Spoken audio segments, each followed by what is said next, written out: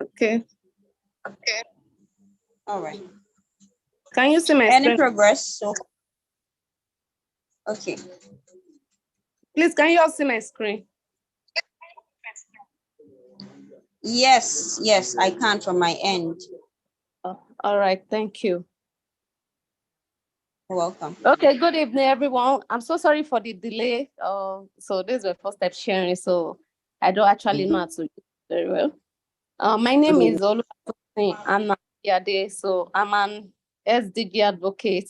I am SDG advocate for this cohort of the platform SDSM. I'll be presenting the topic, the subtopic, the social and economic impact of e-waste. Actually, we are expecting our guest speaker, so I thought she will have talked much on this subject matter, electronic waste and its contribution to climate change, the crisis and solution. But that's a wonderful presentation from my co-advocate, Mr. Adeyemi. Like, he has already gone through a lot, so I don't need to parabolate around the same topic. Okay, let us start.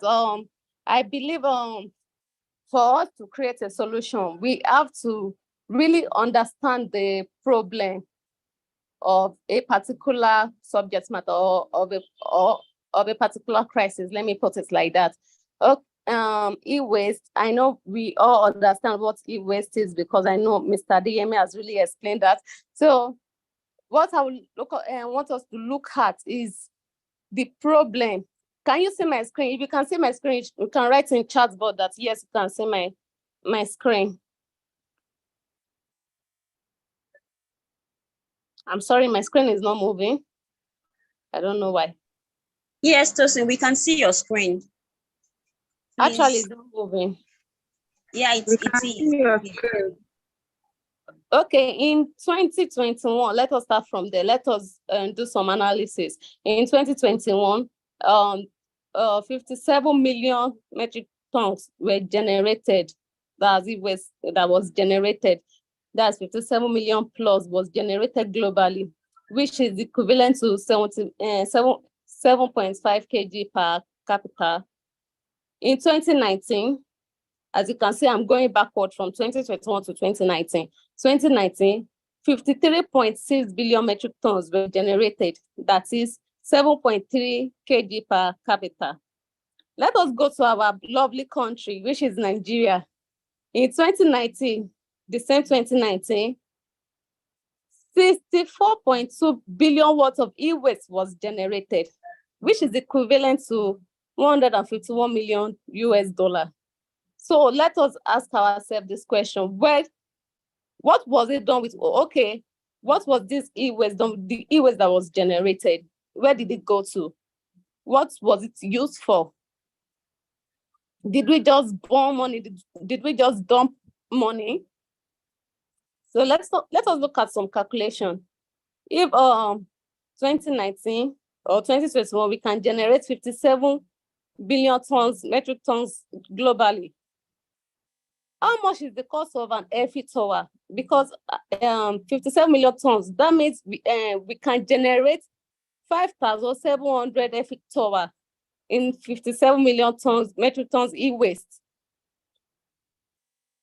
In 2019, 5.6 million airfield tower, million tons, we generated 4,500 airfield tower from it. So let us ask ourselves, we should make research. How much is the cost of one airfield tower? We all know airfield tower is very popular. So if the e-waste we generated can produce thousands of it, then I think there's a problem. That means we've been wasting money, we've been burning money. And you can see the infograph on the other side. You can see how it was generated. You will see that Africa contributed second to the lowest to the generation of e-waste, and Nigeria fall under Africa.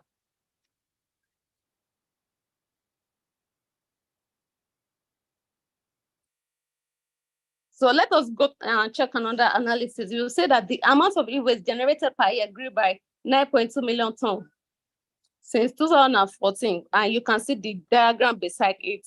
If you trace out 2014, and it's projected to grow to 74.7 million metric tons by 2030, almost doubling in 16 years. E-waste is the fastest growing waste stream.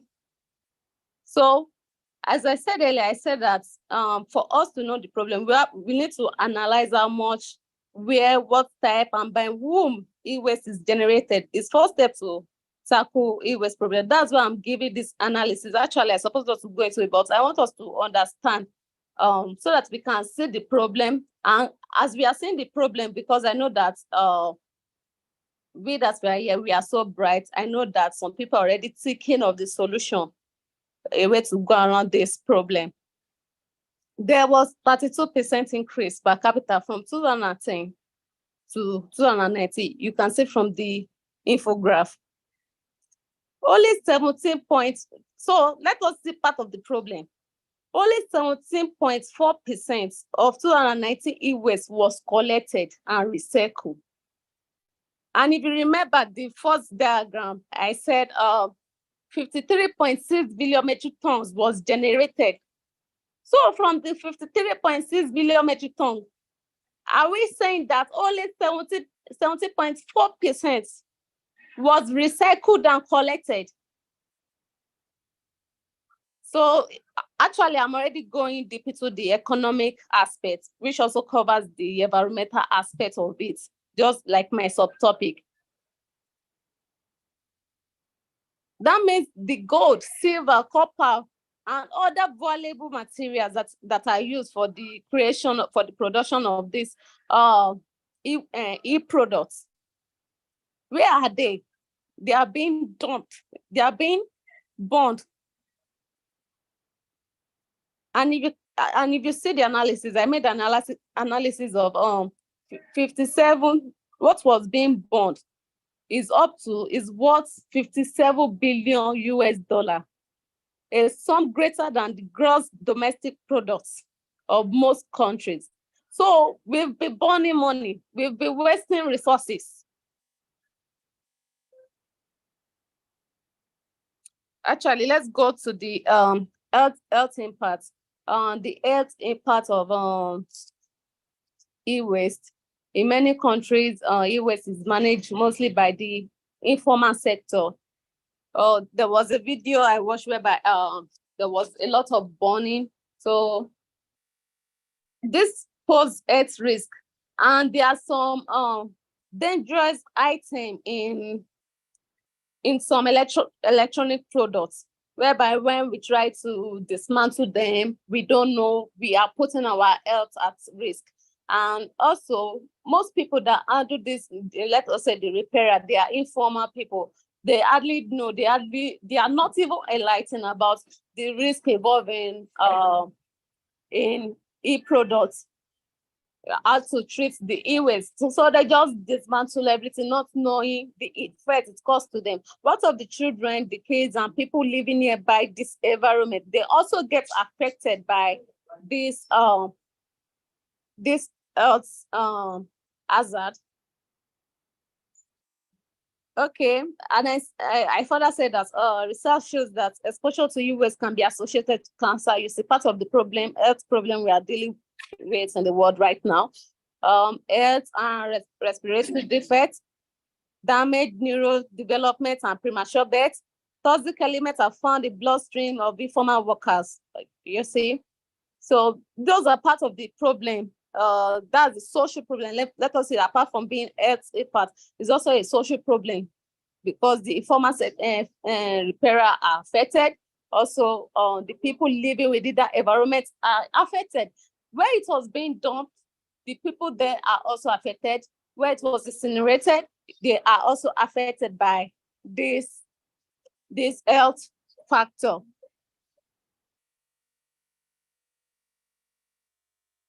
Okay, let's move to the environmental crisis. Actually, this environmental crisis is not just environmental crisis because it's also, please can you all hear me?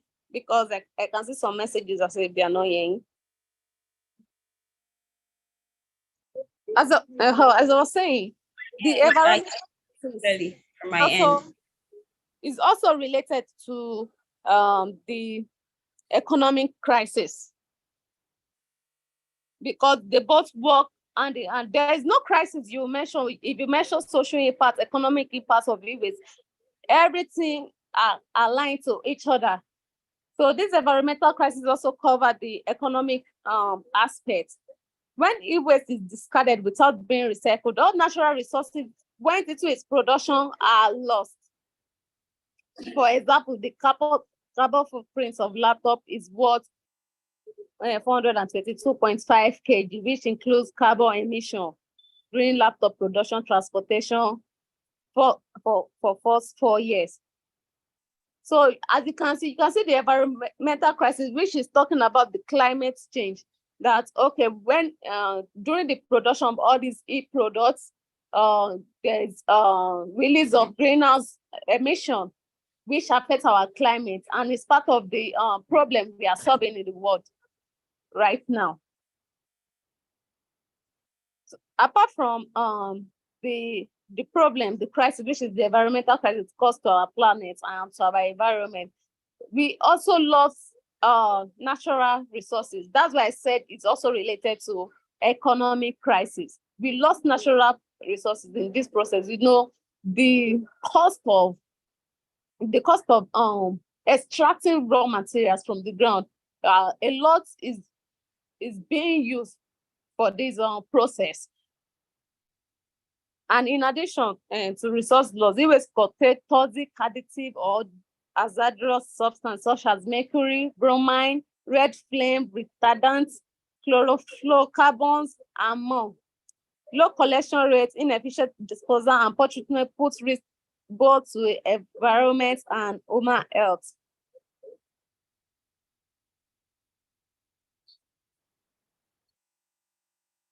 So let us look at the economic aspects. If we look at the economic aspects, we'll see that values are lost, which we'll talk about the natural resources. We'll talk about the natural resources. We can base it on a lot of things, and also we'll look at the job opportunity part, because there are limited infrastructure. Let me say collection infrastructure or e-waste management infrastructure. So there's it's reduced, or it makes job opportunity to be at minimum. So if we can cover these aspects, I think there will be creation of more job opportunity. Apart from that, just as I said earlier about the GDP, the gross domestic profits of most countries, the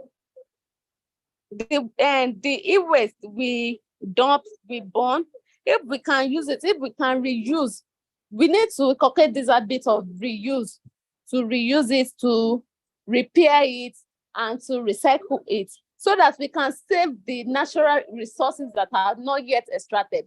It is very bad when electronic companies, every year they need to go to the ground, to dig the ground, to do all sorts of things just to extract our natural resources.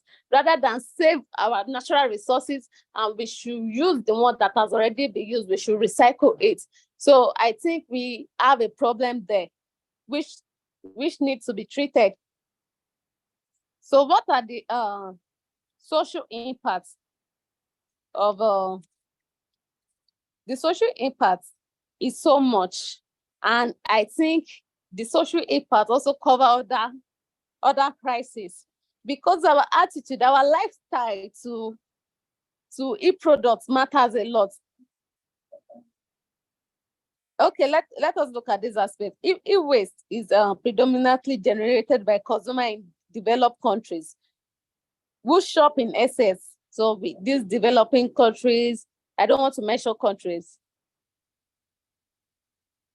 I don't want to mention countries so that it won't be like, okay, I'm trying to tarnish one person image or something like. So, but you all can know what I'm trying to say. The developed countries, they shop their electronic products in excess, and they don't repair it, because of the policy covering them, the, how I put it, having enabling environment.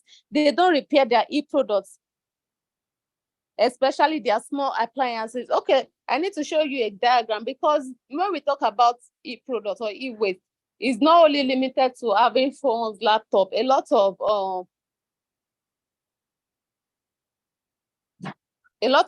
I don't know why my screen is hanging. Okay, you can see here. If you look at the diagram very well, I've tried to zoom it. You will see that bulb is also part of e-products. Dishwasher, gas cooker, a lot of things. So far is electronics, something that use light or battery, they are e-products.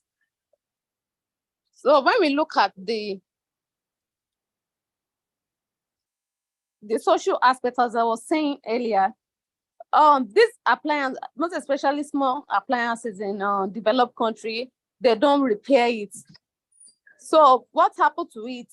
That is where the developing and underdeveloped country comes in, because this problem is not just the problem of the rich country. So our lifestyle, we want to copy the habits of the developed countries.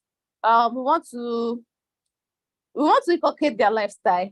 So we adapt their system of consumption, and we grow similar behavior. We also want to be like our celebrity. When we see our superstars and we see them using good things, we want to be like that. So this includes, we want to use traded things. We want to use traded things which affect and pose threats to e-waste management in our country. So these e-products, they travel as e-waste to our borders. Appliances are often produced in developing economies, sold and reused. Like if you go to Computer Village, you will see refurbished phones, you will see second-hand phones. So this is what, so most especially in Nigeria, you will see that our country is a dumping ground for the white countries. They are always dumping e-products or e-waste in our, okay, there was a record in 2019, there was a record of 500,000 e-waste, 500,000 containers of e-waste that came into Nigeria. You can see we have a big problem in our country we are trying to tackle, and e-waste is part of it.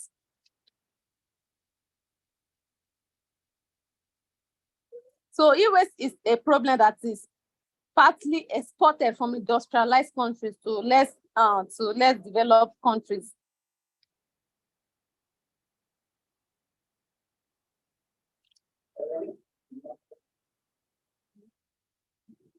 Okay, let me go to my next slide. As you can see here, I want to talk about another social impact is the consumerism, higher consumption rates. As you can see from the diagram, you see that high income, you can see what the high income people are using. They are using almost everything in a house containing like 3 people. The lamps, you can see how high the lamps are and every other thing. So, okay, let me zoom in so that you can see the whole diagram. So ask yourself, which part are you? Like, can you cite the one you are there? Are you high income? That is depending on your user, your consumption of e-products. So there you will know what part you fall to, what category you belong to, whether the high income, the high/middle income, middle to low income, or low income. Because most of us were like that. I remember the time of, let us use an example. During the time of BlackBerry, a lot of people want to use BlackBerry. But there was a time I went to a repairer shop and I saw him throwing away lots of BlackBerry phones, the 10, Botis, Touch 2, like lots of it, more than 20 pieces. I said, and I said, what's a pity? So no, this phone is useless. But you know that this won't have happened if there's a good facility whereby we can distribute these phones, or we can dump this phone so that they can recycle it. But we don't have that kind of, though we have in Nigeria, it's not that we don't have, but a lot of it is not working. I know of Econ is working in Nigeria, but a whole problem like this, one company cannot tackle it. It won't. So we need agents in different locations, different communities to be the third party to pick this item to a particular place.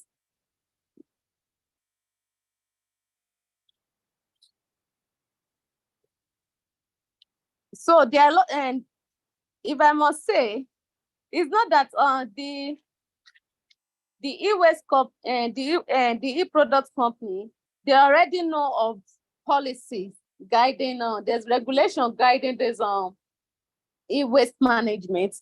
Apple know about it, Panasonic know about it, Samsung, Microsoft, Philips, Huawei, but are they working towards it? No. They are working towards it, but is it effective in Nigeria? It is not. It is not. Why is it not effective? Because there's not much awareness in our country. A lot of people don't even know what e-waste are.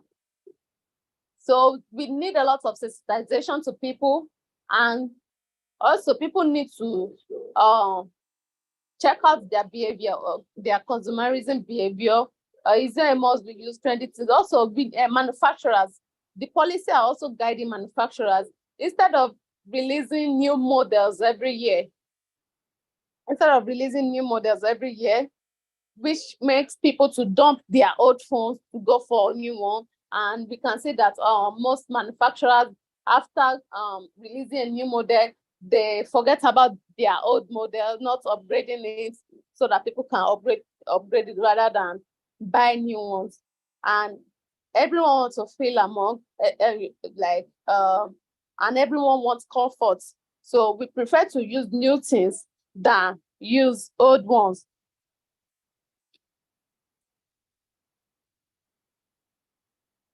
So what are the solution for achieving to tackle this problem? So I think we need to work on the 4R strategies.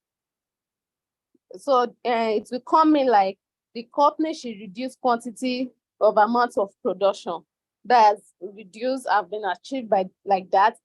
Consumers should change mindsets of the use of electronic products and adapt the system of reuse. We should repair and reuse. Actually, recycling should be the last stage when there's no other option. That is when we should think of recycling. Our electronic product, we can repair it and reuse. But when it's no more working or it's so old, then we can go for the other option of recycling. So also, there should be physical infrastructure to collect the process of e-waste. So that will be the recover phase. So we recover damaged products. Like now, if you know about metals, you know that there are some people working with metals. I don't know what they call them. They are like, they are mostly the northmen of our country. So they go around neighborhood to gather ions, metal. So we need something like that, but in a more... They're called waste pickers. Waste pickers. Okay, waste pickers. Okay, thank you. So we need something more innovative than that for our e-waste, because this e-waste is more dangerous. In order not to tamper with the hazardous items, so we have to sensitize and educate people that will be the collectors. There should be distribution center or recovery center where people can go to donate their e-waste and get a little token. I think, when we apply this policy of little token, everybody will want to, rather than drop the phone at home, so they'll want to, and we should also sensitize our community, the earth, when people know that, okay, it will affect your health when you dump a particular thing here. I think they will try and caution themselves by doing the right thing. Also, we need policy to guide this thing. We cannot just do this without policy. There should be enabling policy and market condition that support this system. Actually, in our country, it is known, and there was a time Senator Ibili Kuliamosu tried to tackle this e-waste management problem by reaching out to computer village, though it's villages because there are also a lot of villages of computer, like Olukayode, Takure, and lots more. But they were unable to tackle it because people did not really, the legislation system was not really, I can't say it's not strong because law is law, but there was not much awareness about this. So the policy didn't really hold. But now the legislation needs to work very well, because I remember the time of Babatunde Fashola in this our Lagos. He implemented the policy of helmets, and within a short period, you can see that all bikes started using helmets because they know the danger of not using it. Not only the danger, there was fear in them because of if caught, what they will face, the fine they will pay. And if there are policies like this that is supporting our e-waste management and doing it, I believe everybody will sit tight to make sure our planet is safe and also to save their life. But the most important thing to know is that recycling infrastructure is important. But it can only be important if there's an enabling environment, because most environmentally conscious consumers cannot solve the e-waste problem alone. There should be enabling legislation to support the recycling. All right, I'm about to round it up. Okay, please, I would appreciate if you can do that. What do you say? I said I would appreciate if you can round up in 1 or 2 minutes. Okay. Thank you.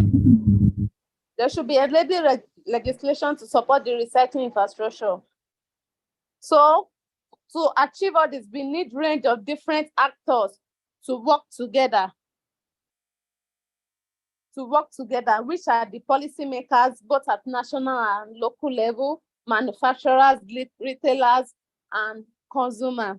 So don't forget to tackle the problem of e-waste socially and economically. We need to reduce, reuse, recycle, and recover. Thank you so much. Thank you, Oluwatosin. Thank you so much for that wonderful presentation that you just did. So much to learn, so much to learn, but so little time. But we are grateful that in the moment that you had, you were able to capture all the important things. Thank you so much.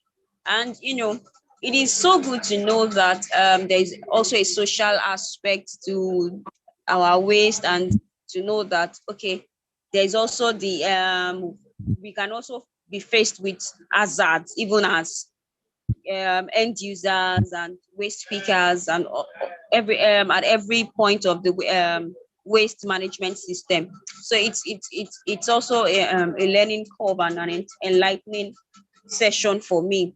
So, and I'm sure that it was the same for a lot of us here.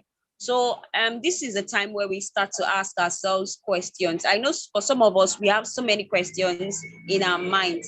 For me, I have some questions already for both speakers that I would like to ask. But this is the time now to for the audience to also speak up and ask your questions. And peradventure, you don't want to unmute and you just want to remain, you don't want to speak to us, you can actually drop a question in the chat box. So we would read it out for the for the speakers to answer your question. But before we start that, I would like to go first. So my question is to Adeyemi. I would like to ask you. So you mentioned that you mentioned the stakeholders in this waste management system. I mean, in all the arms of e-waste management. You mentioned the federal, the state, and the end users. So I'd like to ask, at what point can we now say, okay, this is the responsibility of the end user, this is responsibility of the federal government, this is responsibility of the state government? At Do we have clearly defined roles as such for each stakeholder as we look forward to properly managing our electronic waste? So, Adeyemi, you have the floor, sir. Thank you.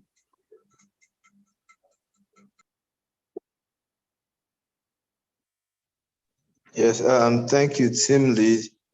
We have stated our laws in the state, especially Lagos State, because we try to localize the laws that has been spelled out by Nigeria, and that is the regulatory body nationwide on electronic waste disposals.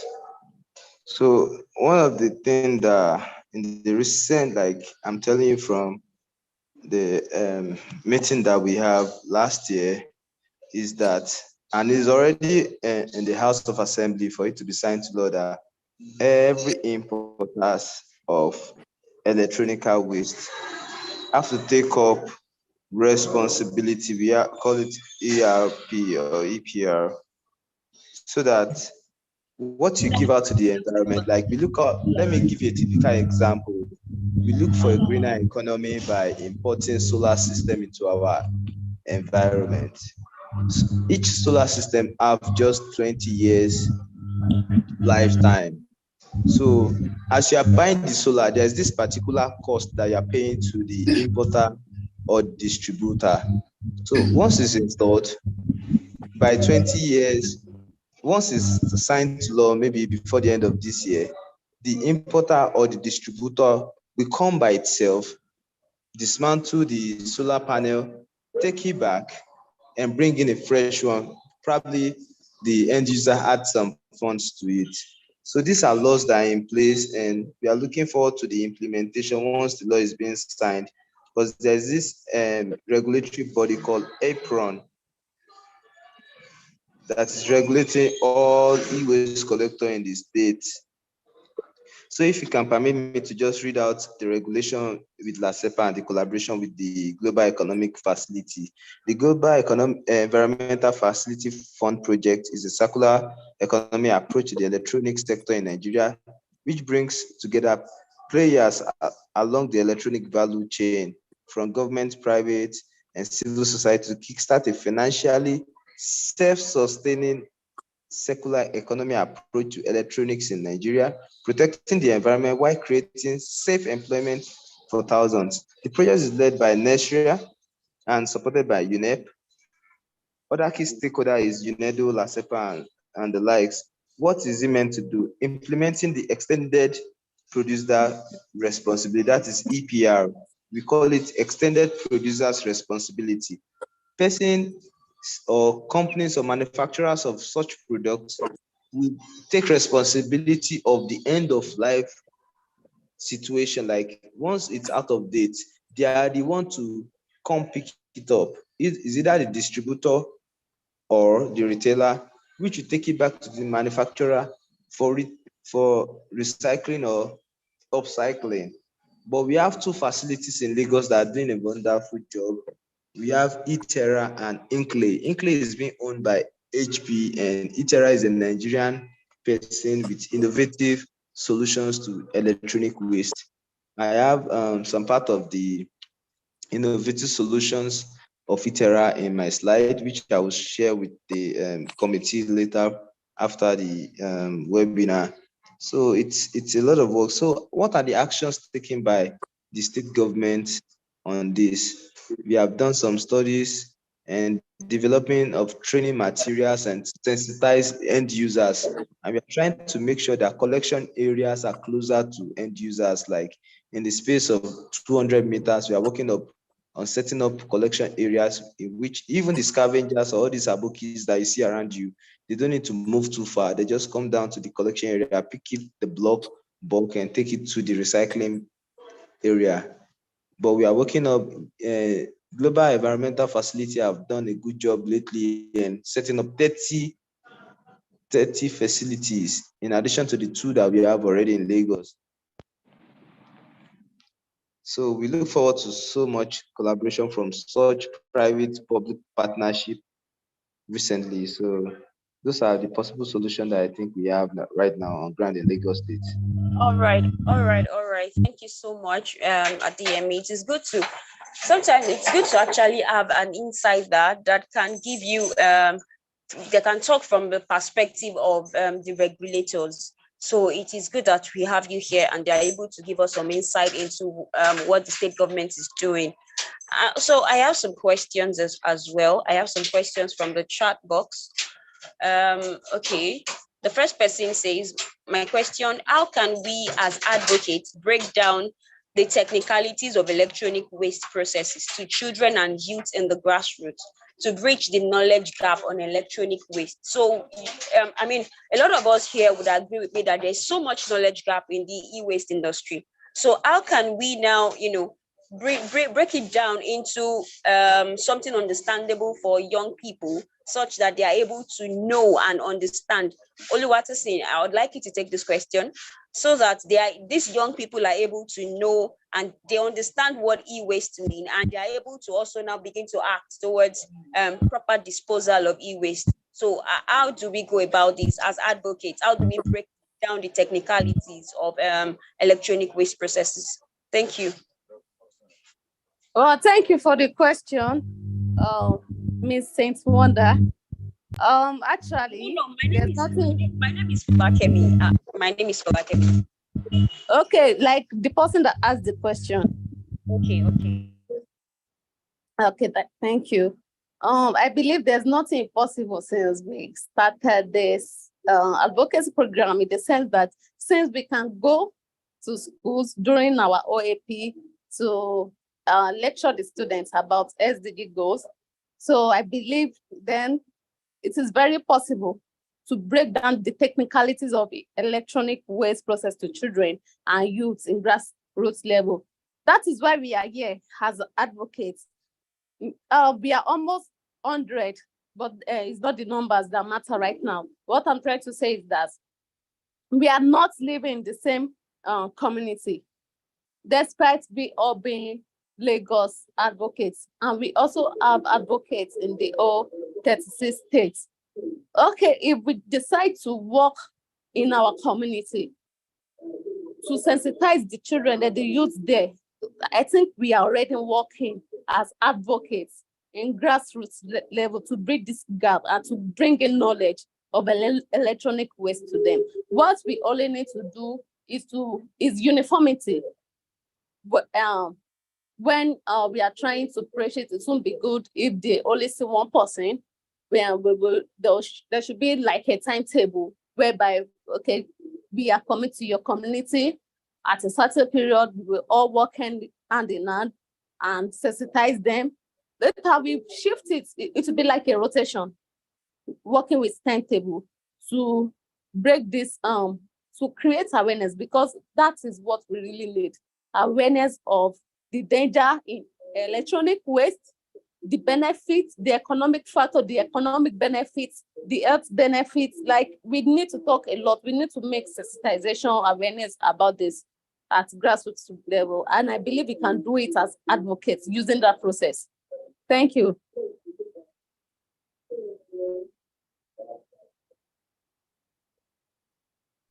Okay, thank you so much, Oluwatosin. Thank you so much.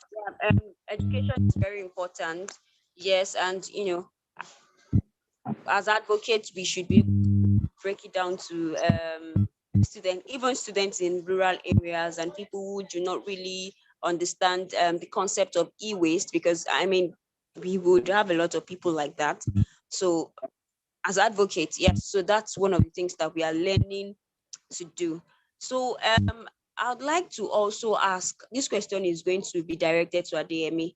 I would like to ask you, so, when you were talking, you talked about a lot of organizations not implementing EPR, and and it's causing a lot of harm, as it were. So, is there anything NESRA as a body is doing towards curbing this thing? Are there any actions, actions that are really visible or that are really effective that NESRA is taking? Please, in 2 minutes, I would like you to answer this question. Thank you. Yes, thank you so much for the question. There are laws on ground, and I want you to know that Nestle or Lasepa's eyes is not everywhere. Do you understand? So I want us to know that there is this responsibility saddled to me and you and everybody consuming this electronic device to reach out to the government on improper practice that is being detected in your area. We have a complaint platform where you can complain in ASEPA on electronic waste, and if anybody is legally disposing. And when it comes to products that are meant to be taken back by the producers, like I said, the process is still in the House of Assembly, waiting for it to be signed into the bill by this present House members. So we are waiting for that to be signed because it's the goal and the final way for it to get eradicated, because most of these producers just send these items down to Africa, Nigeria as the major, let me say, demand for the market, because we are the one that use most of these gadgets. We are waiting for these laws to be signed. Once it's signed, then we hold them responsible for it. But HP, I know about HP and LG working towards picking up their end-of-life materials back for proper recycling or reusing or refurbishment. So let's wait up to the law. I'm being told from confidential source that by the time the cabinet is being settled this time, in the space of 4 months, we get it signed into the law and we take enforcement, because the major part of it is enforcement. Once there's a law on ground, then we enforce it, but we can't enforce what is not being signed into law. That's the only challenge that we have right now. Thank you so much. That was really great to know that, okay, we can just keep our fingers crossed while we are waiting the laws to be passed. All right, thank you so much. So, yeah, like I said earlier, we have so much to learn, but little time. So we are wrapping up very quickly, and I'm grateful for every one of us who turned out for this webinar. It was really great having you here. Thanks to you, everyone who has energy and mental strength to put this together. Thank you so much, everyone. And for everyone who has also, out of their busy schedules and Lagos, the hustle and bustle in Lagos, have chipped in to see one or two. Thank you so much for joining. So we really, really appreciate everyone. And to our speakers, you guys have really shown, you've displayed excellence in the delivery of your sessions, your speech, and the topics that you were given. You guys have really shown that we can actually be excellent in everything that we do, and that's really phenomenal. Thank you so much, everyone. My name is Falakemi Adekunle, and I co-hosted this event with the phenomenal Ayo Alake. So I don't know if Ayo is still here to give us a rounding off speech. Thank you. Ayo, if you are here, you have much, everybody. We are so grateful. Thank you for supporting Team Lagos. We appreciate the leadership. We thank you so much, our wonderful Elizabeth St. Wonder and her team, our committee. We thank all the our speakers, Mr. DBC, Philip Adeyemi, and Miss Oluwatosin Abiade. I have been, drinking from the dispensary of knowledge, and you have done so much justice to the topics. Thanks so much. Thank you for the success of the webinar in fulfillment of the SDGs Advocate Lagos Cohort 3 2023. Thank you so much, UNSDS, and thanks so much. It was worth it. Adebisi, Mr. Debisi, Miss Oluwatosin, we appreciate you. Thanks so much, Lagos Advocates. Thank you so much. We appreciate you. And that is a wrap up. Thanks so much.